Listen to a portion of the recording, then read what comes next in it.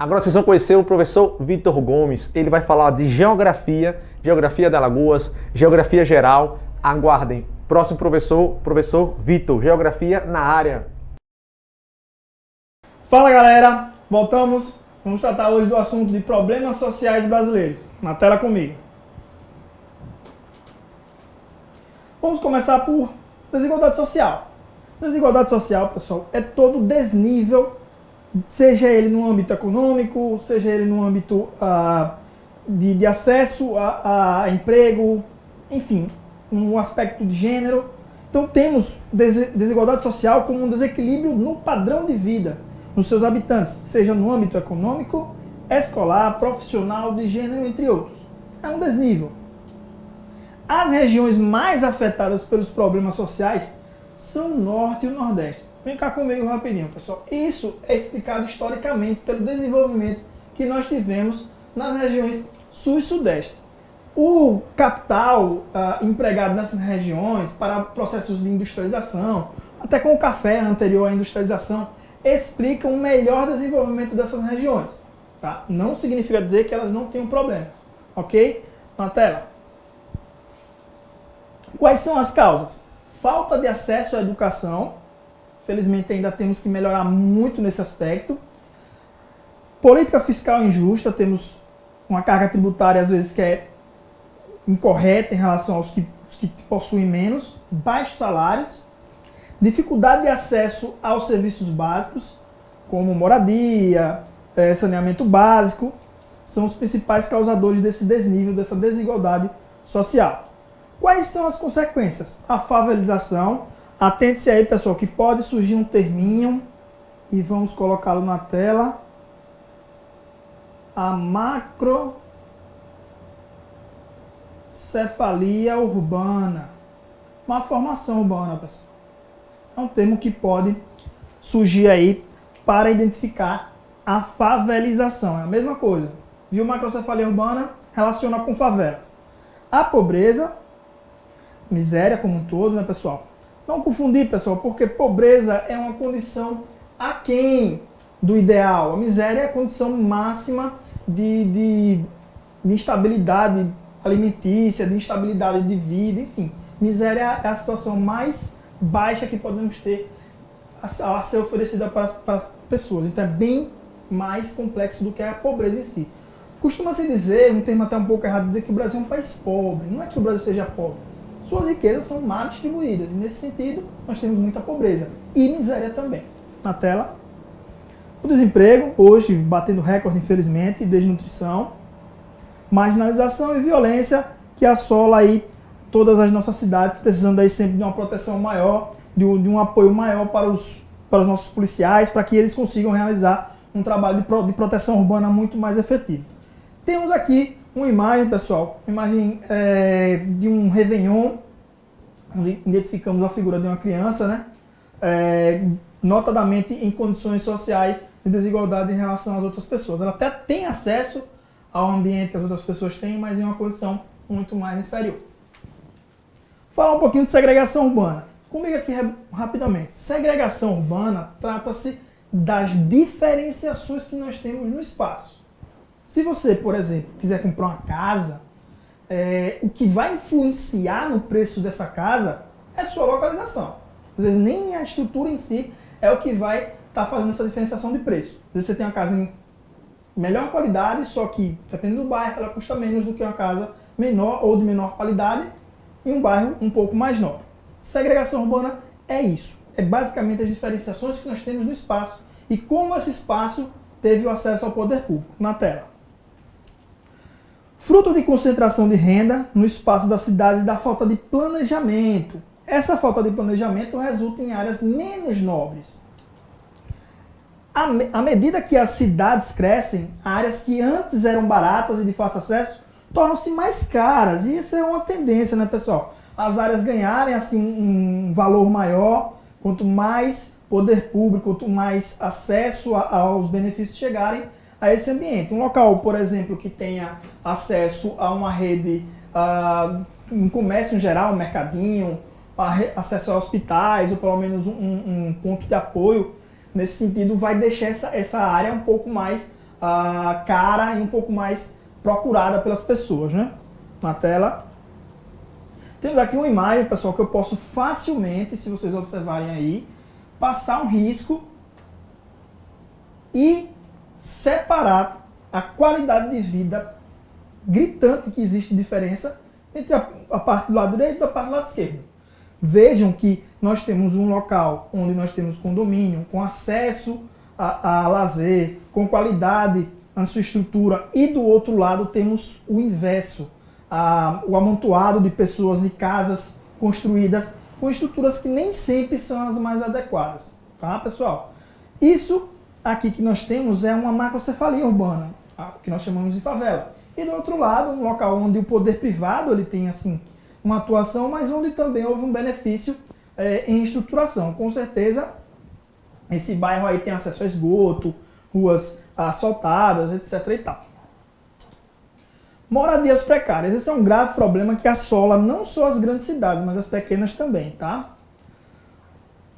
Quanto maiores são as desigualdades sociais, mais intensos tendem a ser os problemas de moradia. Então, quanto maior a desigualdade, maior o problema de moradia. Rápido processo de urbanização formando cidades muito grandes, mas esse é o ponto, sem as estruturas necessárias para o recebimento da população. Não é feito um plano para que se estruture essas casas.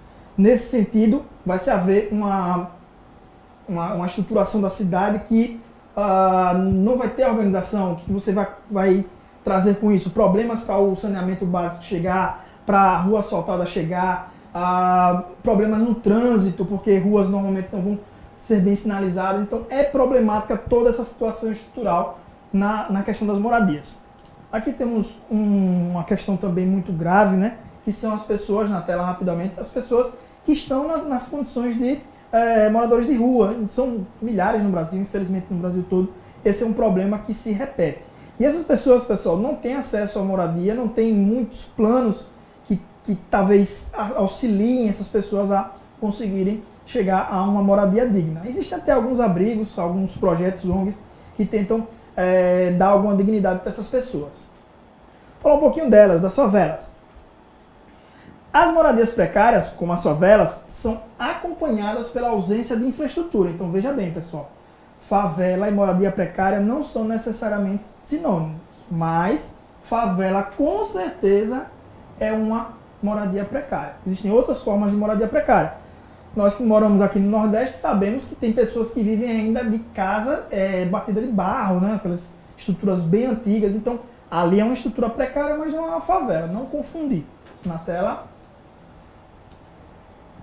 Áreas que geralmente não apresentam características favoráveis à habitação, como os morros, com elevada declividade. Locais com essa alta declividade, eles não são próprios para a moradia. Mas as pessoas tendem a construir as casas nesses locais porque esses locais normalmente são próximos ou dão acesso a outros locais mais nobres para trabalhar, para buscar assim, um hospital, uma condição melhor. Então, buscam pela proximidade. Por isso que é muito comum bairros nobres que estão próximos de morros terem favela. Isso é muito comum no Rio de Janeiro, São Paulo, e nem precisa ir muito longe porque isso também acontece em Maceió. Processo associado também à concentração de renda. Quanto maior a concentração de renda, maior a probabilidade de que essa cidade tenha favela. Claro, aliado ao desemprego e à falta do planejamento urbano. Até que existe, pessoal, por lei, o plano cidade, que é uma estrutura ali organizada para ver como é que a cidade deve crescer e tal. Só que o crescimento urbano brasileiro ele foi tão acelerado nas últimas décadas que não deu para cumprir esse plano cidade. Então, o que acontece? O plano até existe, planejamento, etc., mas no papel. Mas o crescimento urbano, a vinda das pessoas nessas cidades, ela se torna tão forte que impede, assim, a capacidade do município de se organizar. Aqui temos mais um exemplo, né, na tela rapidinho, de como essas favelas se alojam nesses morros. Tranquilo, pessoal? Dando prosseguimento aí, falar um pouco de violência urbana, que muitos de vocês vão enfrentar e vão ter que ter muita garra porque a coisa tá feia lá fora. No Brasil, a violência é um fenômeno sócio-histórico, então é de muito tempo, não é de agora, não é de ontem, é de sempre, fundante e estrutural na nossa Constituição Social.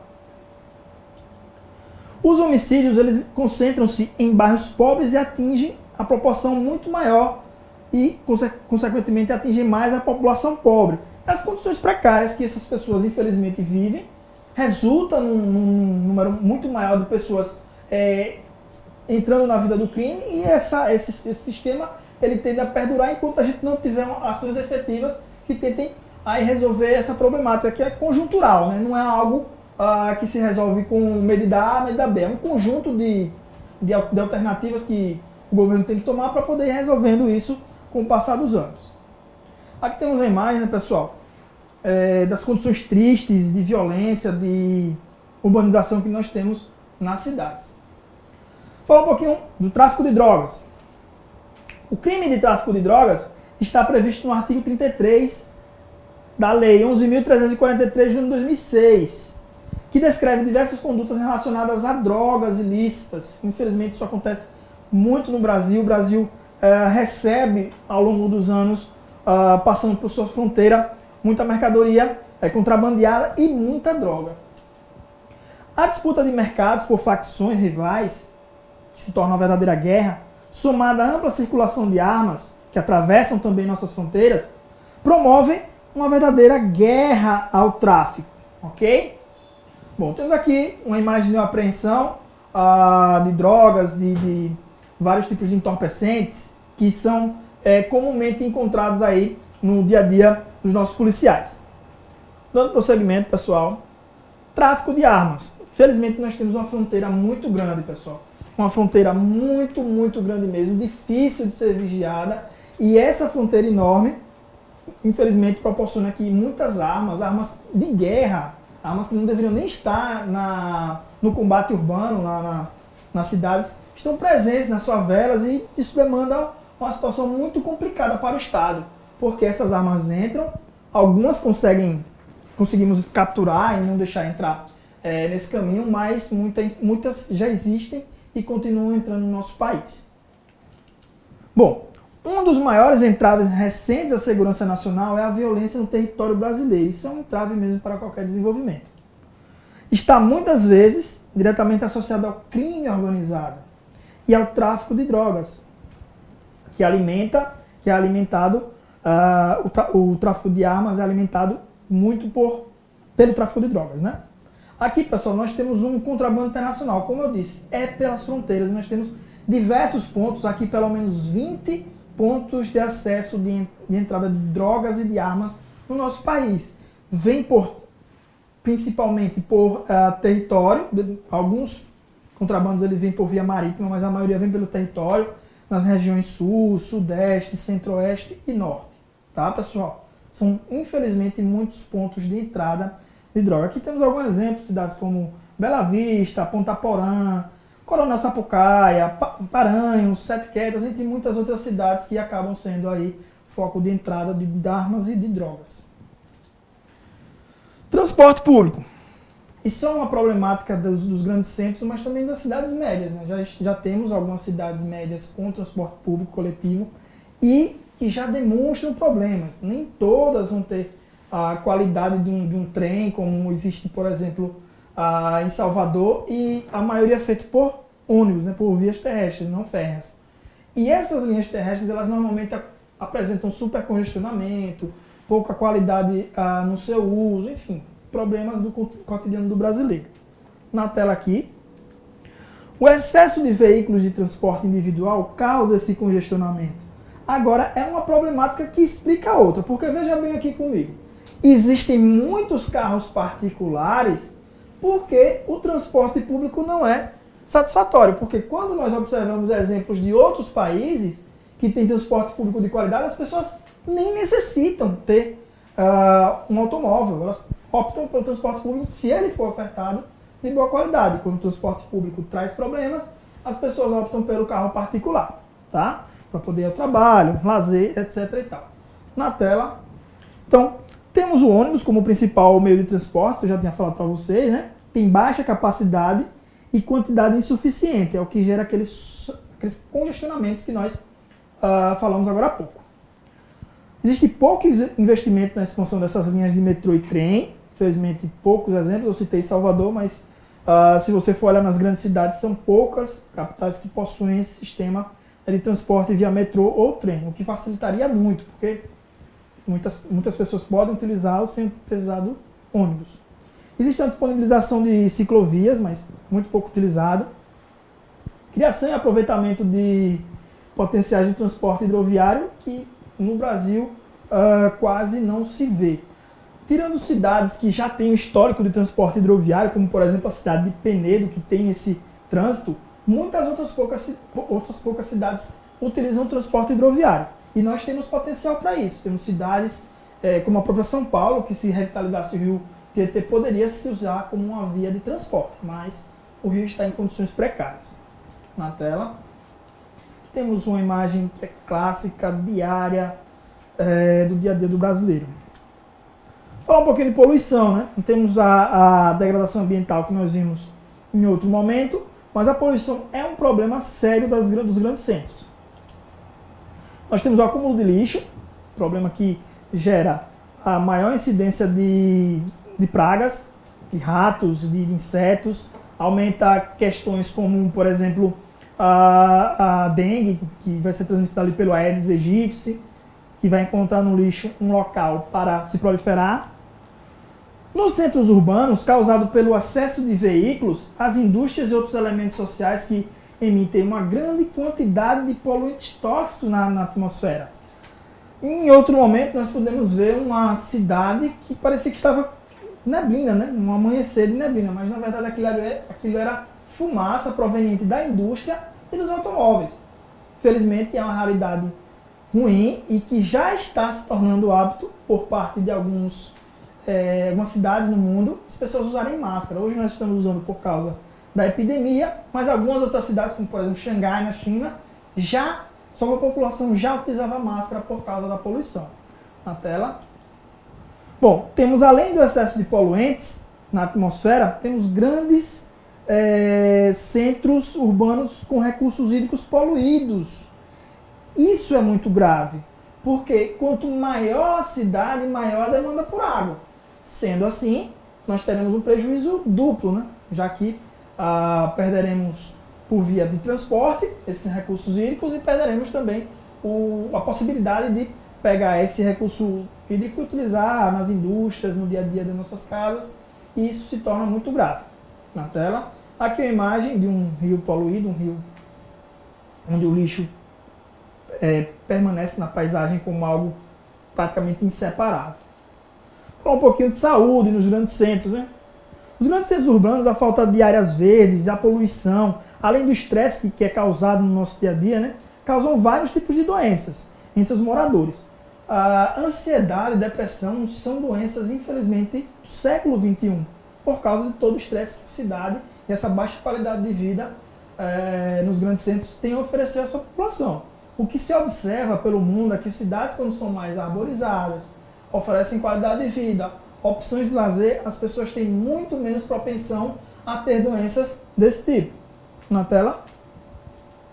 Hospitais públicos com pouca estrutura e muita superlotação é uma cena que nós vemos, uma cena muito triste no dia a dia dos brasileiros. Temos aqui uma imagem que pode ser apontada para qualquer hospital de grande cidade. Pode ser aqui, tranquilamente, o Hospital de Urgência de Sergipe, o antigo conhecido João Alves. Essas cenas são comuns nos grandes hospitais públicos brasileiros. Bom, pessoal, e é isso. Esse foi o nosso conteúdo hoje sobre problemas sociais urbanos brasileiros e voltamos na próxima aula. Até a próxima, fiquem com Deus. Tchau!